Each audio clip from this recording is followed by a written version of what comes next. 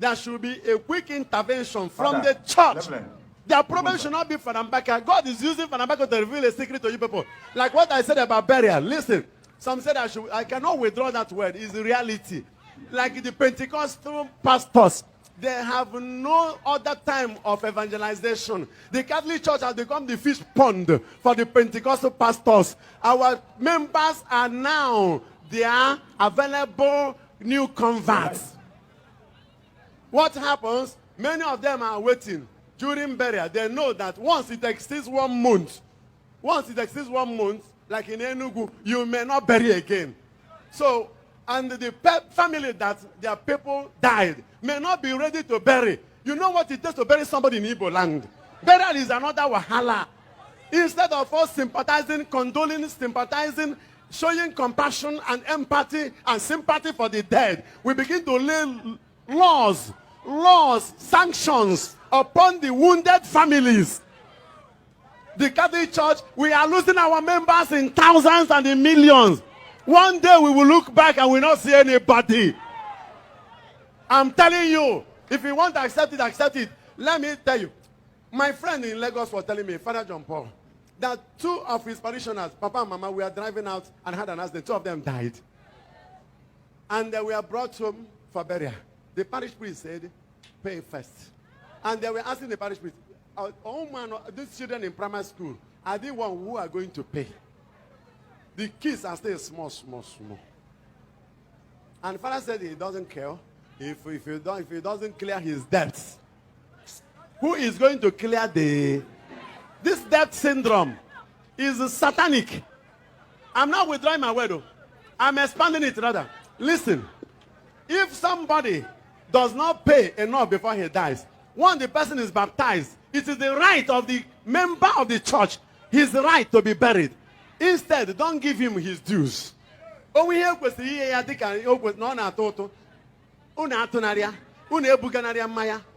he must be buried by our priests. It's even a corporal work of mercy. This mass is for the living, and the mass is for the dead. Living and the dead. This is a strong ecclesiology. It's a strong sacramental theology. It's a strong pastoral theology. You cannot dispute what I'm saying except by your selfishness. Let us show love to our members. Let me ask you. If you are calling me father, daddy, does that mean that, does it not mean that you are my child? Then, listen. Oya here na papa. Na parish is nine. We call our priest father. And your child dies. If we mean actually we are the father. So you ask your dead child to pay something before you bury him. It is not an opportunity to collect dues. The family is already wounded. It is not an excuse that you should not be paying whatever you should pay. Your financial responsibilities, you should do that. But I'm trying to tell you, peradventure you have not done that and something happened in the family. There are many pastors today that have become Tobit.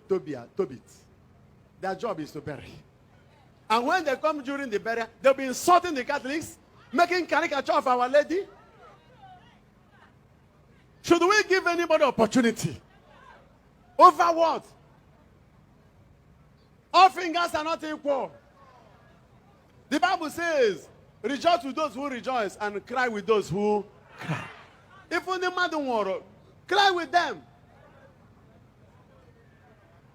It will be an opportunity to win even souls. We are soul winners. I'm talking about salus animarum, salvation of souls. So anybody who is putting his mouth in that issue is killing himself. Because even the dead will fight you.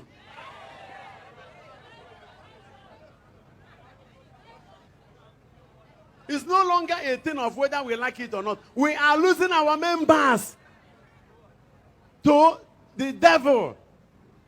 Many young men and women who are not attended to, they are moving their own way, doing what we don't know. Many have gone out from our hands. I visited one parish last week somewhere. There was a mass going, a big mass. 90% of the pews were unoccupied. A parishian used to know that people will fill the church and fill the outside. I was asking one priest that was with me, what is wrong?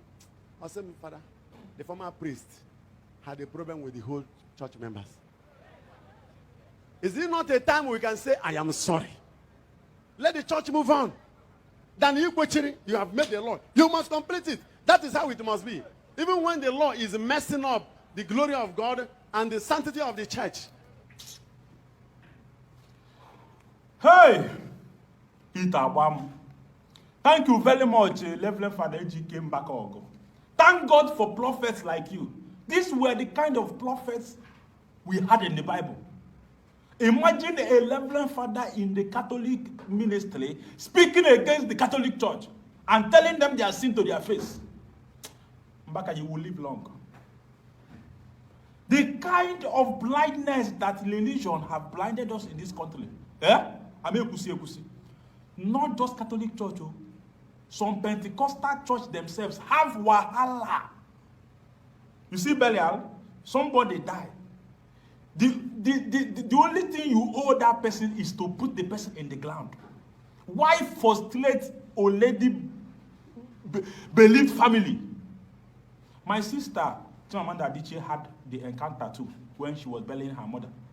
During her mother's burial Thanksgiving, a Reverend Father went to the altar, collected microphone, and started bashing somebody that the mother just died. A woman that was in that church a day before her death. Why couldn't you respect the dead? Even if you have something against Chimamanda Adichie, is this the right time to climb the altar and start reminding her of how she's rubbishing the church? I got this view from the wall of my friend, Onobodo. He too complained of how Catholic Church gave him an ultimatum of 1 month to bury the father. A member of the church. You are giving 1 month. You do not even care to know his financial capability. You just 1 month. When my mom died, had it was Catholic Church that buried my mom, I know how we would have suffered. Thank God for the fellowship my mom was going to and the church she was going to. This house fellowship. I did not know how they managed to prepare the food. I did not know they were doing meeting and they were the one inviting me for the meeting for my mom. Why? Because my mom was a member. Not because my mom was their sponsor or anything, but my mom, that membership has qualified the person of every light to be attended to. They handled everything. I don't blame the church itself for that much. I blame people too that attach so much relevance. As if a particular church did not bury the dead, that soul will not rest in peace. I blame people that insist that a particular church will bury somebody. What is all this? Kefa. Gone are the days when they fear, say, maybe they no talk. We're going to talk now. The truth is bitter. It also happened in weddings. A church will say they will not wed you because you've not cleared the youth, because you've not cleared the seed of you, you've not cleared this one. A Pentecostal church refused to wed a couple because the man kissed the woman before the wedding. Kissed though. Kissed. So many churches say they will not wed people because the bride is already pregnant. But you will wed the one that you don't know whether she did abortion. You want the bride to go and remove the baby in her body just because you want to wed her. You don't care if this woman did abortion just not to get pregnant before you wed her.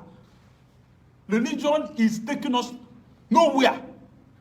It's high time we'll call it a quit. As if this church doesn't wed this couple, that the marriage will not work. As if you wed a pregnant woman and the husband, that the marriage is not real marriage. It is high time that we call it a quit. Somebody lost the mother, the father, the brother, and you have the strength to start taking him through some torment. They will come that day. They'll start arguing, should we pour the sand or should we not pour the sand? Should the woman pour the... Father Mbaka, God bless you for that wonderful message. I know so many people will not like this video, but the truth must be said. See the way I'm sweating. This topic, it entered my body. My fans, have a good day. Bye-bye.